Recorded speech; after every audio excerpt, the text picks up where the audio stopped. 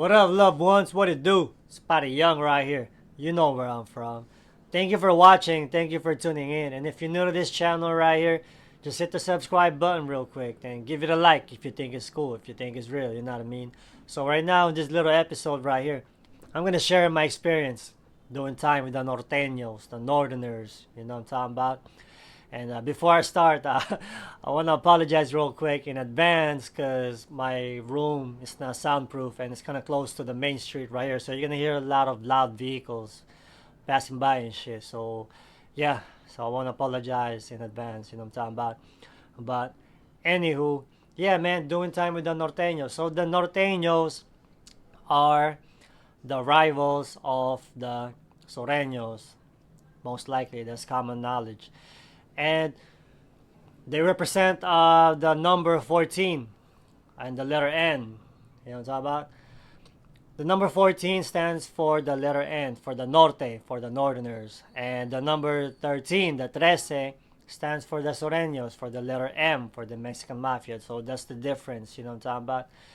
And I didn't meet any Norteños until I hit CYA, Stockton, which is, like I said, 6 hours away from LA.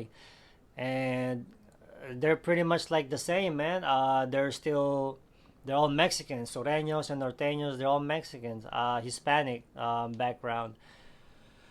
But I noticed from observing and studying them and being with them, being together with them, doing time with them, is that their difference is, I don't know, their culture up north is kind of different, man, because from the way they speak, it's not your regular essay. It's not your regular Southsider and shit. They're kind of hip hop, man. You know, the way they speak, the way they talk is they would say the N word also. Like, "Hey, what's up, nigga?" I'm like, they like kind of trip me out because they're Mexicans, but they talk like that, so it's different, you know. And I did my comparison before when I was a little kid. I was like 16. I'm learning about them, and I noticed in YA, most of them, I didn't say all of them, but most of them would have the four dots in their face. Four stands for the four for XIV. And then differences with the essays with the Soreños that they would have three dots for the number three, you know. So that's the difference. So if you see a Mexican with the four dots in their face, that's like 100. Most likely is gonna be he's Norteño because that's how it is. And in CYA where I was at, there wasn't a day that passed by that the Soreños and the Norteños was not fighting, man. Every day they would be fighting. Somebody would be fighting. And like I mentioned before, when I got there in OH Close, it just so happens when I got there that the Asian Pride car was jumping and clicked up and allies with the Norteños. And during my time, this was back in 2005, 2006, and those essays, the Soreños was clicked up and was also jumping for the Bulldogs, and vice versa. The Bulldogs was jump for them as well. So, but yeah, so I got to know them up close and personal, stuff like that, and some of the individuals that stood out with me is this Norte guy from I believe he's from East Side Stockton, crazy fucking Norteño. And the reason why is he's one of those guys that he just loves busting a fake ass nutty, man. That's when you just like start acting out, to the point where the staff inside the building cannot control you anymore. They ain't got no choice but to call the police, some backup to, and then all they're gonna do is just talk you into going to the lockup room. The lockup room is where you do like a little cool down and shit. And he's just one of those guys, man. He finds a lot. He's like one of those artists. One he found a lot of ways in finding ways to give the fucking police a hard time, man. And I've mentioned before, I myself did the same thing, that busting the fake ass nutty, where I put a motherfucking soap in a fucking sock. I made a pack. It's called a pack. It's a weapon, and I started scaring the police. Calling their bluff and shit. That's what you call busting a fake ass nutty. And this guy that I've mentioned from Eastside Stockton, crazy fucking Norteño, he always does that shit. He stay fucking getting into some shit, man. And you know, he has a big ass tattoo in his thighs right here, 114% Buster. I forgot what they call him. And then he also has a eye cracker, and an eye buster. It says SK. S stands for the Soreño, K for the killer, and the S is whacked out like this, crossed out, which means it's very disrespectful in the gang world. To those who don't know, you know. So it's in his thighs. It's covered by his shorts, by his clothes. And one time, I remember, um, we was just at the dorm because in YA it's a dorm. The regular mainline guys, the regular guys that are just like not your workers, not your best wards that got jobs and shit. We would have to live in the general population in the freaking in the dorm and shit where everybody's at, you know. And there's a lot of them. There's triple bunks, you know, this side and this side, about 40 to 50 little kids, man. And you would have your room wards. The room wards are the ones that are not getting into trouble that much for a certain amount of time, and they would have jobs like a manager for the laundry, manager for the bathroom, manager for the whatever, man, for the day room, like cleaners, janitors and shit, like the good kids that are doing good, that's always getting away from trouble or stuff like that. And I've had my experience. I've been a room ward before where I've witnessed being in a room where you have fucking Nintendo 64 and you have a TV and shit like that. So, but anyways, back to what I was talking about the guy from Eastside Stockton, 209. Excuse me. He like I said earlier, right? He has a eye disrespectful eye cracker, eye buster in his leg. And I remember we were just chilling. We were just chilling and shit in the dorm. And for some reason, he was playing handball and shit. Everybody loves playing handball in over there in the pen in the California prison system. So, yeah, he got this little handball. He's playing with it. He's like throwing it, catching it. And for some reason, I guess when he threw the handball and when he caught it, somehow he kind of laid down to where his boxer or his shorts, like a gym shorts or like a basketball shorts, it moved. It kind of skirt. It moved up. It moved. It moved like it moved and shit to the point where the Southsiders that was watching him, that was close by with him, was saw the eye cracker, saw the eye buster in his on his thighs, the disrespectful tattoo that the Norte had. So immediately, as soon as he saw that, he probably ain't got no choice, or he probably just waiting for a fight or something. He hopped off the bed, what's up?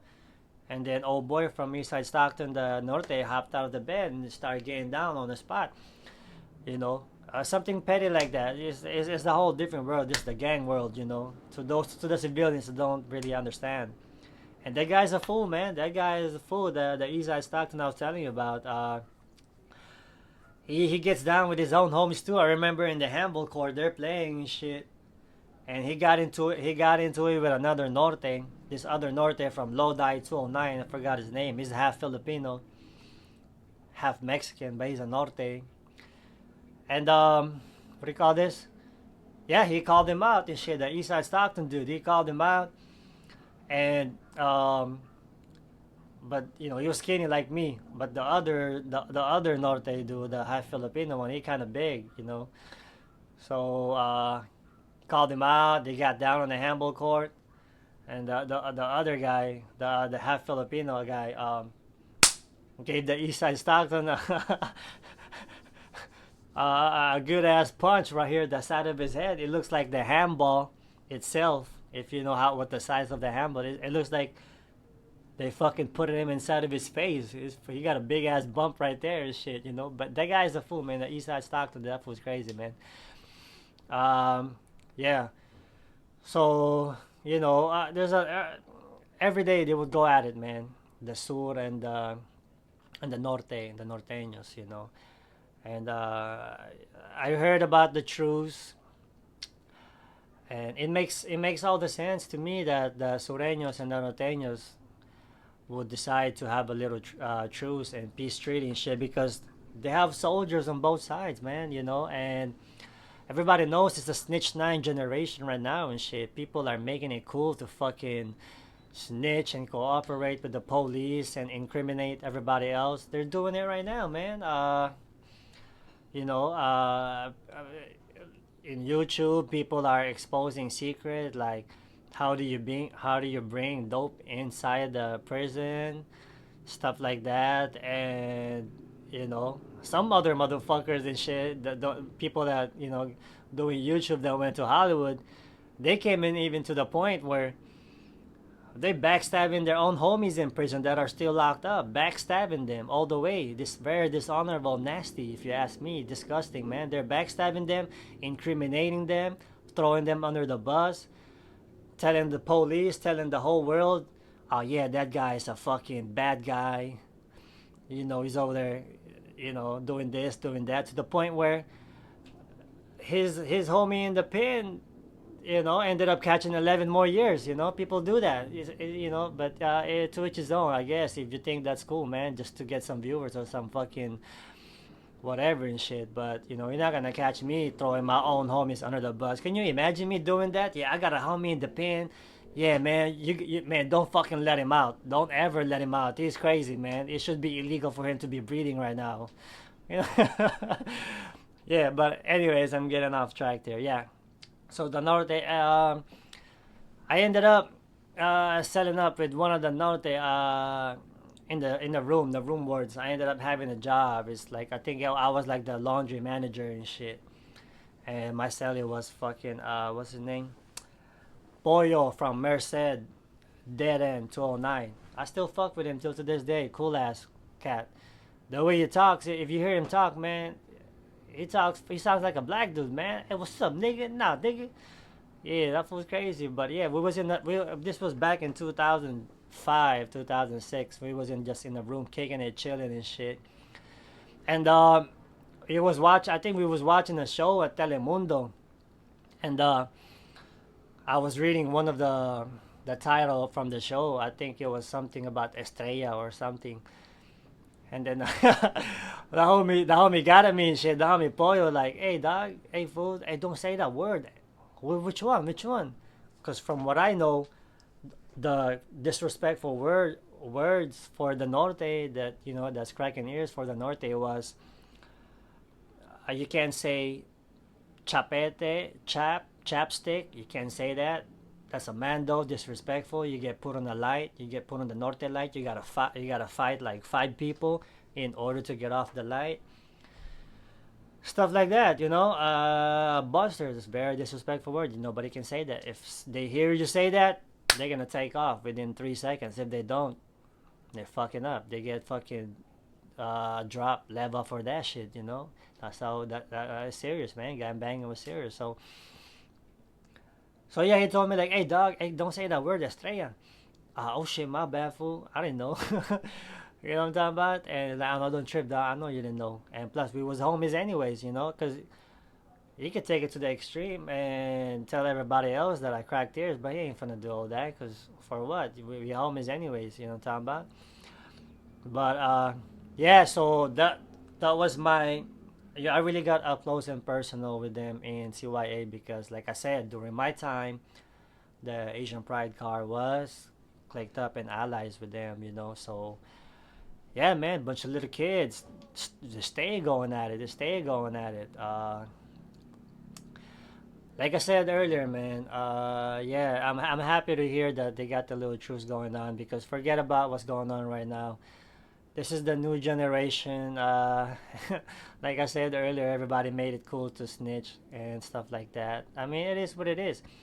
Even to those who don't know, even the authority, the police, they also have what you call a blue code of silence. Them also, they go by that code. They're not supposed to snitch on each other. If you see another police member, if I was a police, a law enforcer, and I saw another law enforcer committing crimes, being a nasty piece of shit, I see him doing it. We have this code to where we can't snitch on each other, man. They have that also. To those who don't know, and thank you for that guy from the I forgot his name. The white dude that wrote the book, The Green Wall and shit, and he exposed a lot of the nasty, disgusting police that was doing corrupt and crooked shit, man. You know, so but don't get it twisted. I'm not saying all cops are bad. I'm just saying that the nasty ones, they're very nasty. Because you know why? A philosopher once said, uh, a philosopher by the name Mark Twain once said, yeah, the most nastiest, dirtiest, lowest of the low, most scumbag, most what do you call this? The bottom of the barrel, the nastiest people that's breeding, that's alive, the most disgusting motherfuckers was the crooked and corrupt turnkeys, you know? And it just so happens that I agree with his philosophy. Mark Twain, you know what I'm talking about? Come think about it, you know? But, anyways, so that's how I feel about it, about the code of silence to those who don't know. So, yeah, that's how it works. So fast forward later on, going on, oh, 2006. I turned 18. I go to DVI. This was around August 2006. To those who knows, somebody would probably know about it. I believe it was the Norte and the Whites that were going to war. Because from what I remember in reception and Tracy DVI, CDC, they was on lockdown, man. Because sometimes the police would make a mistake and they would let out a Norte or let out a white boy together, and they ain't got no choice but to take off on each other on site. So and you would hear their roll call also in the morning, in the night. You know what I'm talking about? Excuse me, Natira. Excuse me, Natira. Excuse me. The Northerners, the Norte would say that they would have their roll call, and then the whites, they would also do the same thing. They were on lockdown. Everybody else was coming out. The Sureño, the Asian Islanders, the blacks, Paisa, Border Brothers. Everybody would come out, go to Chow. This was in Tracy reception. I remember they're going to war. There was at war and shit. And then I remember them going to war also. The Norteños. I believe this was 2009 in Pelican Bay. They orchestrated a fucking ninja fucking attack and shit. They waited till the numbers even out for the Soreños in Pelican Bay. I believe this was Ayard. Correct me if I'm wrong. And yeah, man, they waited till the numbers even out. Of course, they were strapped. You know, this was a level 4180 design. This was Pelican Bay. Soreños was strapped too, of course. You know, and I don't know. I don't know if they saw it coming, man. But they did the fucking ninja fucking attack and shit, and took flight on all the Soreños and shit with straps, of course. You know, hit him with the element of surprise. If you ask me, the Norteños, they're way outnumbered by the Soreños, so they probably had no choice but to get this shit together. And seems like they just got more rules, man. It seems like they're just more militant and more organized than the Sureños. If you ask me, though, you know. So that's how my little experience doing time with the Norteños, the Northerners. And fast forward around 2014, High Desert, A Yard. 2014, that means that's fucking mainline. To those who's trying to say that that shit was PC, it wasn't PC during that time yet. So yeah, man, I was in the main kitchen. I was working out with some of the Nortes over there in the main kitchen, the youngsters, you know. Uh, Hella cool, man. You know, cool people. Like I said, the northerner Mexicans they got a whole different culture from fucking southern Soreño Southsiders from LA and Southern California and shit. They got a whole different culture, man. And yeah, even in the day room, because in the day room, in the high desert, our side of the day room would be this side. They will have the Nortes, the blacks, and the Asian Islanders, the others also, like different race, like Puerto Ricans and others, but the Asian Islanders pretty much, and the blacks and the Nortes on this side, and then on the other side of the day room, you would have the the whites and the Southsiders, and I got some Southsiders homies, so sometimes I would go over there, but it's a risk, but it is what it is because I talk to people over there, and then I talk to people, I talk to everybody and shit, there's always a risk, but you just gotta keep your eye open and shit. But in mostly on this side, where we're close to, I'm close to the Nortes on this side because we program in the same fucking day room and shit.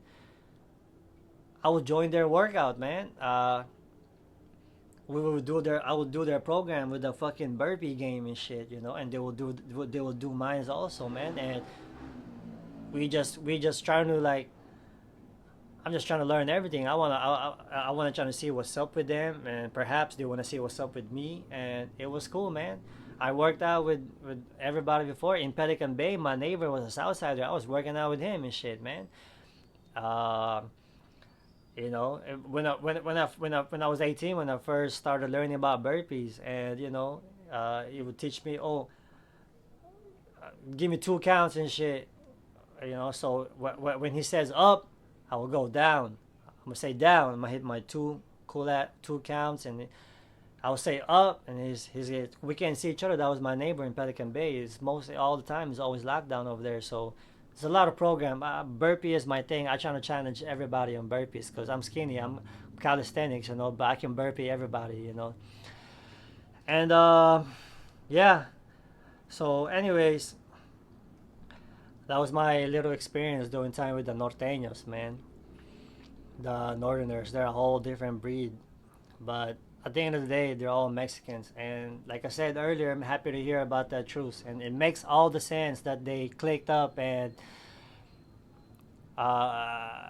the soldiers decided, like, look, man, we gotta think outside the box, or we gotta look at the bigger picture. Because right now, what's going on is in California prison system. From what I know, is that the PCs are taking over, man. Everybody dropping out, everybody snitching. People even in the TV, even in YouTube, even Snitch Nine and them, they're making it cool to be a fucking snitch. They're making it normal now. You know, uh, it's crazy, man. Because I've always believed that anybody, uh, they should have some type of honor, man. They should have some type of principle and moral. Because if without that, then what the fuck? It's nasty. You're just gonna be doing whatever and shit, and everything's cool. So that's my thing, But yeah, that's a whole different subject, though. So, anyways, that's how I feel about the Norte, and that was I'm sharing my experience doing time with them, how I see them and stuff like that.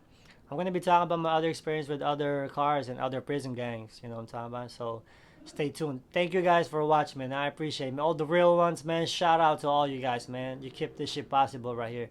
So, anyways, say what you mean and mean what you say, homie. Cause real recognize real, homeboy. Out of here.